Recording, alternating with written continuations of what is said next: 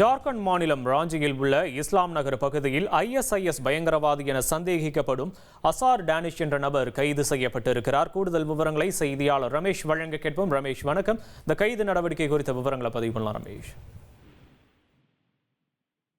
ISIS பயங்கரவாதி என சந்தேகிக்கப்படும் அசார் டேனிஷ் என்கிற நபரை ஜார்க்கண்ட் மாநிலத்தில் வைத்து காவல்துறையினர் கைது செய்திருக்கின்றனர். டெல்லி காவல்துறை, ஜார்க்கண்ட் மாநில பயங்கரவாத தடுப்பு பிரிவு மற்றும் ராஞ்சி காவல்துறை ஆகிய மூவரும் இணைந்து நடத்திய கூட்டு சோதனை நடவடிக்கையில் இவர் கைது செய்யப்பட்டிருக்கிறார். இந்த அசார் டேனிஷ் என்ற நபர் மீது டெல்லி காவல்துறையில் ஒரு வழக்கு பதிவு செய்யப்பட்டிருந்தது. அது தொடர்பாக அவரை காவல்துறையினர் தீவிரமாக தேடி வந்த போதுதான் அவர் ஜார்க்கண்ட் மாநிலத்தில் மறைந்திருப்பது தெரிய வந்ததை தொடர்ந்து கூட்டாக தற்போது கைது செய்யப்பட்டிருக்கிறார்.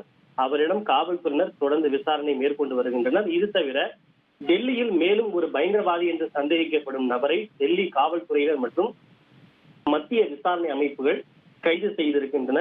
குறிப்பாக 8 இடங்களிலே தற்போது சோதனை நடத்தப்பட்டு வருகிறது. அந்த சோதனையிலே சந்தேகிக்கப்படும் 8 நபர்கள் கைது செய்யப்பட்டிருப்பதாகவும் காவல்துறை தரப்பில் தெரிவிக்கப்பட்டுள்ளது.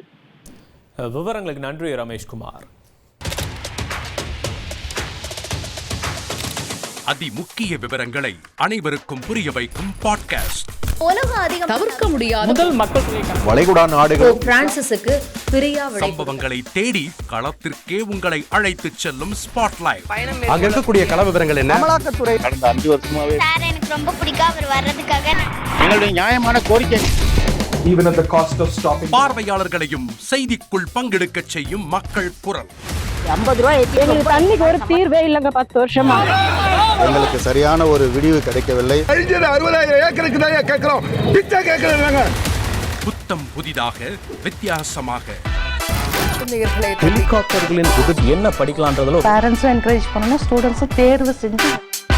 எனக்கும் சீமானனுக்கும் பெரிய வித்தியாசம் இல்லைங்க. ஒரு பாயிண்டா சொல்லணும். உங்களுக்கான தலைவர்களை பொழுதுபோக்கு தளத்தில் தேடாதீர்கள், போராட்ட களத்தில் தேடுங்கள். அனைத்தும் உங்களுக்காக.